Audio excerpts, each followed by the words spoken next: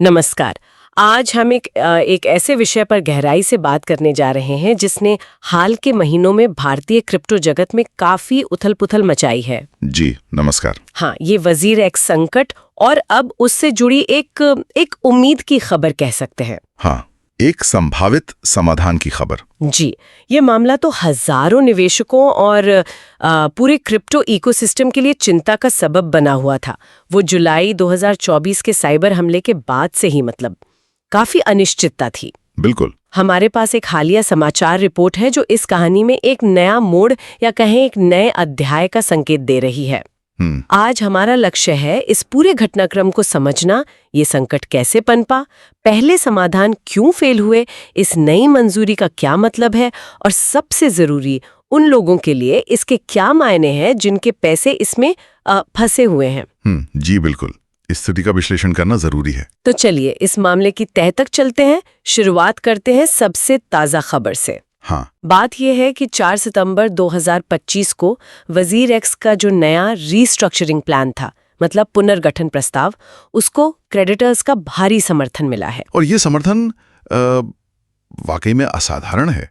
Report बताती है कि लगभग 95% क्रेडिटर्स ने यानी लेनदारों ने इस योजना के पक्ष में वोट किया है। 95%। जी, ये आंकड़ा अपने आप में बहुत कुछ कहता है, खासकर अगर हम पिछली नाकाम कोशिशों को देखें तो। सही, 95% ये आंकड़ा तो वाकई ध्यान खींचता है, लेकिन इसका असली महत्व समझने के लिए हमें थोड़ा पीछे जाना होगा। जी बिल्कुल। और उस संकट की जड़ों को देखना होगा जहां से ये सब शुरू हुआ। मतलब वजीर एक्स इस हालत में पहुंचा कैसे। बिल्कुल, देखिए ये संकट शुरू हुआ जुलाई 2024 में हुए एक बहुत बड़े साइबर हमले से। ये कोई छोटी मोटी हैकिंग नहीं थी। अनुमान है कि इस हमले में लगभग $235 मिलियन की क्रिप्टो संपत्ति चोरी हो गई। $235 मिलियन? हाँ, अगर हम इसे भारतीय रुपए में देखें तो ये करीब 2000 करोड़ रुपए बनते हैं। 2000 करोड़ रुपए, बाप रे! ये तो किसी भी एक्सचेंज की हालत खराब करने के लिए काफी है। जाहिर है, और इसका सीधा असर पड़ा उपयोगकर्ताओं पर। यहाँ लेनदारों से मुख्य रूप से वही हजारों उपयोगकर्ता हैं और शायद कुछ बड़ी कंपनियां भी, जिनके क्रिप्टो एसेट्स एक्सचेंज पर हमले के बाद फंस गए थे। हाँ, वही लोग। जी, मुख्यतः यही लोग सबसे ज्यादा प्रभावित हुए। हमले के तुरंत बाद वजीर एक्स ने विड्रॉल्स रोक दिए, निकासी बंद कर दी। अच्छा। उससे लाखों उपयोगकर्ताओं के फंड्स अटक गए। इससे न केवल पैसों का नुकसान हुआ बल्कि निवेशकों में एक तरह की घबराहट और अविश्वास भी फैला। जाहिर सी बात है, कई लोगों की तो शायद पूरी जमा पूंजी ही दांव पर लग गई होगी। बिल्कुल, और इस हमले ने एक्सचेंज की सिक्योरिटी पर, उनके इंटरनल कंट्रोल्स पर बहुत गंभीर सवाल खड़े कर दिए थे। शायद ये हॉट वॉलेट्स की सुरक्षा में कोई बड़ी चूक थी। हॉट वॉलेट्स जिनमें रोज के लेन देन के लिए फंड्स रखते हैं। स्रोत में खैर तकनीकी जानकारी तो नहीं है। और फिर स्थिति को संभालने के लिए वजीर एक्स मैनेजमेंट ने क्या किया? मुझे याद है शुरू में चीजें आसान नहीं थी उनके लिए। बिल्कुल नहीं थी। मैनेजमेंट ने कोशिश तो की, समाधान योजनाएं पेश की ताकि लेनदारों को उनके पैसे वापस दिला सकें, लेकिन शुरुआती प्रयास सफल नहीं हुए। सिंगापुर हाई कोर्ट, यह मामला शायद वहां कंपनी के स्ट्रक्चर या किसी और वजह से पहुंचा होगा, तो सिंगापुर हाई कोर्ट ने वजीर एक्स की शुरुआती रिस्ट्रक्चरिंग योजनाओं को खारिज कर दिया था। अच्छा, वो योजनाएं खारिज क्यों हुई? उनमें क्या कमी थी, कुछ अंदाजा है? देखिए, स्रोत रिपोर्ट में इसका पूरा ब्यौरा तो नहीं है, लेकिन आमतौर पर ऐसी योजनाएं तब खारिज होती हैं जब वो लेनदारों के लिए पूरी तरह निष्पक्ष ना हो। अच्छा। या फिर उनमें फंड वापसी का कोई साफ और प्रैक्टिकल तरीका ना बताया गया हो, या फिर वो कानूनी नियमों को पूरा ना करती हों। हो सकता है कि शुरुआती प्लान्स में पारदर्शिता की कमी रही हो, या वो सभी तरह के लेनदारों के हितों का बराबर ध्यान नहीं रख पा रही हो। तो उन असफलताओं ने तो लेनदारों का गुस्सा और शक और बढ़ाया होगा। निश्चित रूप से निराशा तो बड़ी ही होगी। इस बैकग्राउंड को देखते हुए ये जो हालिया 95% की सहमति है, ये और भी ज्यादा चौंकाने वाली और महत्वपूर्ण लगती है। जी हाँ। इस बार ऐसा क्या अलग हुआ होगा कि इतने बड़े बहुमत ने प्लान का समर्थन कर दिया? क्या ये सिर्फ थक हार कर मान गए हैं, या इस प्लान में वाकई कुछ दम है? ये बहुत अहम सवाल है। 95% सहमति कई बातों का इशारा हो सकती है। एक तो ये कि शायद ये नई योजना पिछली योजनाओं से कहीं ज्यादा डिटेल्ड हैं, ज्यादा पारदर्शी हैं और लेनदारों के हितों का ध्यान रखती है। हो सकता है इसमें फंड वापसी की एक साफ समय सीमा और प्रक्रिया बताई गई हो, भले ही स्रोत ने अभी वो डिटेल्स न दी हों। अच्छा। और दूसरा, जैसा आपने कहा, यह भी हो सकता है कि महीनों की अनिश्चितता के बाद लेनदार अब किसी भी समाधान तक पहुंचना चाहते हों। हाँ, कि कुछ तो हाथ आए। बिल्कुल, शायद उन्हें लग रहा हो कि यही सबसे अच्छा या एकमात्र रास्ता है अपने नुकसान की कुछ भरपाई करने का। तो इस मंजूरी का सबसे सीधा और बड़ा मतलब क्या है उन निवेशकों के लिए जो महीनों से इंतजार कर रहे हैं? देखिए, सबसे बड़ी और सीधी बात तो ये है कि इससे निवेशकों के अटके हुए पैसे वापस मिलने की उम्मीद काफी बढ़ गई है। अच्छा। स्रोत रिपोर्ट में एक्सपर्ट्स का भी यही मानना है। महीनों की अनिश्चितता, निराशा, शायद गुस्से के बाद ये खबर उन हजारों प्रभावित लोगों के लिए एक राहत की पहली किरण जैसी है। ये वाकई बहुत बड़ी बात है, एक मनोवैज्ञानिक और वित्तीय दोनों तरह से। जी बिल्कुल। लेकिन क्या सिर्फ फंड वापसी के अलावा भी इस मंजूरी के कुछ और मतलब दूरगामी असर हो सकते हैं? स्रोत रिपोर्ट में पारदर्शिता और स्थिरता की बात कही गई है, इसका क्या मतलब हुआ? हाँ, रिपोर्ट 2 और महत्वपूर्ण संभावित फायदों की ओर इशारा करती है। पहला है वजीरेक्स के कामकाज में संभावित रूप से बढ़ी हुई पारदर्शिता। पारदर्शिता क्रिप्टो में ये हमेशा से एक बड़ा मुद्दा रहा है। बिल्कुल। इतने बड़े संकट और पब्लिक स्क्रूटनी के बाद कंपनी पर जबरदस्त दबाव होगा कि वो अपने ऑपरेशंस, खासकर फंड मैनेजमेंट और सिक्योरिटी प्रोटोकॉल के बारे में ज्यादा खुलापन दिखाएं। रीस्ट्रक्चरिंग प्लान में अक्सर लेनदारों की निगरानी या इंडिपेंडेंट ऑडिट जैसे प्रावधान होते हैं ताकि ये पक्का हो सके कि कंपनी वादे निभा रही है। सही कहा। अगर वजीरेक्स इस दिशा में ठोस कदम उठाता है तो ये इंडस्ट्री के लिए भी एक अच्छा उदाहरण बन सकता है। और दूसरा पहलू था कानूनी और आर्थिक मजबूती। जी, दूसरा अहम पहलू है कंपनी की कानूनी और आर्थिक स्थिति का स्थिर होना। लेनदारों की मंजूरी मिलने से वजीरेक्स को दिवालियापन जैसी कानूनी कार्रवाइयों से बचाव का रास्ता मिल जाता है। अच्छा। ये कंपनी को एक कानूनी फ्रेमवर्क देता है जिसके तहत वो व्यवस्थित तरीके से अपनी देनदारियों को पूरा कर सकती है। आर्थिक रूप से ये कंपनी को फिर से अपने पैरों पर खड़े होने का मौका देता है। एक स्वीकृत रिस्ट्रक्चरिंग प्लान के साथ वजीरेक्स शायद भविष्य में अपना काम जारी रखने, अपनी सर्विसेज को बेहतर बनाने और शायद नया निवेश जुटाने की स्थिति में हो सकता है। हालांकि ये सब इस पर निर्भर करेगा कि वो प्लान को कितनी सफलता से लागू करते हैं और क्या वे बाजार का भरोसा दोबारा जीत पाते हैं। तो ये सिर्फ एक फौरी राहत नहीं है, बल्कि वजीरेक्स के लिए एक तरह से रीसेट बटन दबाने जैसा है, अपनी साख फिर से बनाने का मौका। बिल्कुल। अगर हम इस 95% सहमति के विश्लेषण को और गहरा करें तो लेनदारों के इस विश्वास या कहे मजबूरी के पीछे और क्या कारण हो सकते हैं? क्या योजना में सुरक्षा को लेकर कोई खास आश्वासन दिया गया होगा? स्रोत में प्लान की डिटेल्स तो नहीं है, लेकिन अंदाजा लगाया जा सकता है कि 95% समर्थन पाने के लिए योजना में कुछ ठोस आश्वासन तो होने ही चाहिए।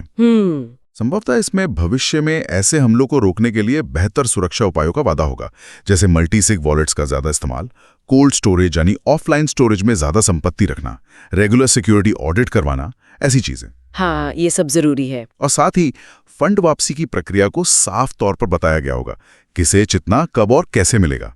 देखिए, क्रिप्टो एसेट्स की वापसी पारंपरिक मुद्रा की तरह सीधी नहीं होती। आप क्रिप्टो एसेट्स की वापसी की जटिलताओं की बात कर रहे हैं। पारंपरिक फाइनेंशियल सिस्टम से ये कैसे अलग है? क्या चुनौतियां हैं यहाँ? एक बहुत महत्वपूर्ण बात है। देखिए, पारंपरिक बैंकिंग में अगर कोई बैंक फेल होता है तो अक्सर डिपॉजिट इंश्योरेंस स्कीमें होती हैं। हाँ। और पैसे वापस करने का एक सेट प्रोसीजर होता है। क्रिप्टो में चीजें ज्यादा पेचीदा हैं। कैसे? पहली बात, संपत्ति ब्लॉकचेन पर है। वापसी के लिए सही वॉलेट एड्रेस पर सही मात्रा में कॉइन भेजना होता है और ये सब सुरक्षित रूप से करना होता है ताकि फंड दोबारा गलत हाथों में ना पड़े। ठीक है। दूसरी बात, क्रिप्टो की कीमतें बहुत तेजी से बदलती हैं, तो सवाल उठता है कि वापसी किस कीमत पर होगी? हमले के समय की कीमत पर, आज की कीमत पर, या किसी और तय फॉर्मूले पर? ये भी एक मसला है। तीसरी चुनौती रेगुलेटरी अनिश्चितता है। अलग अलग देशों में क्रिप्टो को लेकर नियम अलग अलग हैं, जो इंटरनेशनल यूजर्स के लिए प्रोसेस को और मुश्किल बना सकते हैं। सही। और चौथी और शायद सबसे बड़ी चुनौती सुरक्षा की है। वापसी प्रक्रिया के दौरान भी हैकिंग का खतरा बना रह सकता है। अच्छा। इसलिए वजीरेक्स को न केवल कानूनी और वित्तीय बाधाओं को पार करना होगा, बल्कि इन तकनीकी और सुरक्षा चुनौतियों का भी सफलतापूर्वक सामना करना होगा। इस योजना की सफलता सिर्फ कागजी सहमति पर नहीं, बल्कि इन तकनीकी चीजों के कुशल और सुरक्षित प्रबंधन पर निर्भर करेगी। ये वाकई एक बहुत जटिल प्रक्रिया लगती है। हाँ। तो 95% की मंजूरी एक बड़ी बाधा पार करने जैसा तो है, लेकिन असली काम तो अब शुरू होगा इस योजना को जमीन पर उतारना। बिल्कुल। स्रोत रिपोर्ट भी इसी ओर इशारा करती है कि आगे की राह अभी भी पूरी तरह साफ नहीं है। तो आगे क्या? अब नजरें किस पर रहेंगी? बिल्कुल सही कहा आपने। मंजूरी मिलना एक अहम पड़ाव है, लेकिन ये मंजिल नहीं है। अब सबकी नजरें प्लान के इम्प्लीमेंटेशन पर होंगी, मतलब उसे लागू कैसे किया जाता है। सबसे बड़ा सवाल, जिसका जिक्र स्रोत रिपोर्ट के आखिर में भी है, वही है निवेशकों को उनका पैसा कब और कैसे वापस मिलेगा। कब और कैसे? जी हाँ, कब और कैसे, ये दो शब्द अब सबसे ज्यादा मायने रखते हैं। क्या स्रोत रिपोर्ट में इस कब और कैसे के बारे में कोई इशारा है, कोई टाइमलाइन या प्रोसेस का अंदाजा? दुर्भाग्य से नहीं। स्रोत रिपोर्ट में इस पर कोई स्पष्टता नहीं है। उसमें सिर्फ यही कहा गया है कि यह देखा जाना बाकी है कि आने वाले दिनों या हफ्तों में फंड कैसे लौटाए जाते हैं। टाइमलाइन, शर्तें वगैरह होंगी, वो भी पब्लिक होना बाकी हैं। क्या सबको एक साथ पेमेंट मिलेगी, या संपत्ति के प्रकार या राशि के आधार पर प्रायोरिटी तय होगी, पेमेंट क्रिप्टो में होगी या फियाट करेंसी में?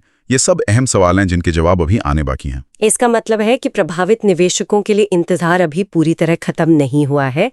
उम्मीद की एक ठोस वजह जरूर मिली है, लेकिन प्रक्रिया पूरी होने तक एक अनिश्चितता बनी रहेगी। निश्चित रूप से वजीर-एक्स मैनेजमेंट पर अब इस स्वीकृत योजना को कुशलता से, पारदर्शिता से और समय पर लागू करने का भारी दबाव होगा। हाँ, बिल्कुल। उन्हें न केवल लेनदारों को रेगुलर अपडेट देना होगा, बल्कि रेगुलेटर्स और पूरी क्रिप्टो कम्युनिटी के सामने भी अपनी क्रेडिबिलिटी साबित करनी होगी। हर कदम पर बारीकी से नजर रखी जाएगी। वादों को निभाना और कम्युनिकेशन बनाए रखना अब उनके लिए पहले से कहीं ज्यादा जरूरी है। ठीक है, तो अब तक की चर्चा को अगर हम संक्षेप में देखें तो हमने वजीर-एक्स संकट की शुरुआत देखी। जुलाई 2024 का वो बड़ा साइबर हमला, करीब 2000 करोड़ रुपए की क्रिप्टो चोरी और लाखों निवेशकों के फंड्स का अटक जाना। जी, हमने ये भी देखा कि शुरुआती समाधान खोजने की कोशिशें नाकाम रही। सिंगापुर हाई कोर्ट ने पहली योजनाओं को खारिज कर दिया, जिससे अनिश्चितता और बढ़ गई। फिर आया ये अहम मोड़। 4 सितंबर 2025 को वजीर-एक्स की नई रीस्ट्रक्चरिंग योजना को लेनदारों का जबरदस्त लगभग 95% समर्थन मिला। और इस मंजूरी ने निवेशकों के पैसे वापस मिलने की एक ठोस उम्मीद जगाई है। साथ ही इससे वजीर-एक्स के कामकाज में ज्यादा पारदर्शिता आने और कंपनी को कानूनी और आर्थिक स्थिरता मिलने की भी संभावना बनी है। हालांकि इसमें कई तकनीकी और प्रक्रियात्मक चुनौतियां भी हैं। लेकिन हमने ये भी समझा कि सबसे जरूरी सवाल, पैसा कब और कैसे वापस मिलेगा, इसका जवाब अभी साफ नहीं है और योजना का सफल कार्यान्वयन ही असली परीक्षा होगी। बिल्कुल, और यहीं से एक गहरा, एक बुनियादी सवाल उभरता है, जिसका इशारा स्रोत रिपोर्ट के आखिर में भी मिलता है। ये सिर्फ वित्तीय संकट से उभरने या पैसे लौटाने भर का मामला नहीं है। ये घटनाक्रम एक बड़ा सवाल खड़ा करता है। क्या ये रीस्ट्रक्चरिंग योजना महज एक फाइनेंशियल पैचवर्क है, या ये वजीर-एक्स और उसके उपयोगकर्ताओं के बीच जो भरोसा बुरी तरह टूट गया था, उस पुल को फिर से बनाने की दिशा में एक वास्तविक कदम साबित हो सकती है? ये वाकई एक बहुत अहम सवाल है। 2000 करोड़ का नुकसान, महीनों तक अपने ही पैसों तक पहुंच न होना, इसने यकीनन यूजर्स के भरोसे को जबरदस्त ठेस पहुंचाई होगी। सिर्फ पैसे वापस मिलना शायद काफी ना हो। एकदम सही। भले ही 95% लेनदारों ने इस योजना पर सहमति जताई है, जो शायद, जैसा हमने कहा, बेहतर विकल्प के अभाव में दी गई हो। असली परीक्षा तो अब शुरू होगी। सही। क्या वजीर-एक्स केवल योजना की शर्तों को पूरा करेगा, या वो इससे आगे जाकर अपने सुरक्षा इंतजामों को मजबूत बनाने, कामकाज में सच्ची पारदर्शिता लाने और ग्राहक सेवा को बेहतर बनाने के लिए ठोस, दिखने वाले कदम उठाएगा? क्या वो उन तकनीकी जटिलताओं का सफलतापूर्वक प्रबंधन कर पाएंगे जिनका हमने जिक्र किया? विश्वास पैसे से नहीं खरीदा जा सकता, उसे कमाना पड़ता है। ये देखना अभी बाकी है कि क्या वजीर-एक्स इस संकट से सबक सीखकर एक ज्यादा जिम्मेदार और भरोसेमंद एक्सचेंज के रूप में उभर पाता है, या ये मंजूरी सिर्फ डूबते को तिनके का सहारा साबित होती है। भविष्य की सफलता केवल वित्तीय आंकड़ों में नहीं, बल्कि उपयोगकर्ताओं के मन में विश्वास बहाल करने में छुपी होगी।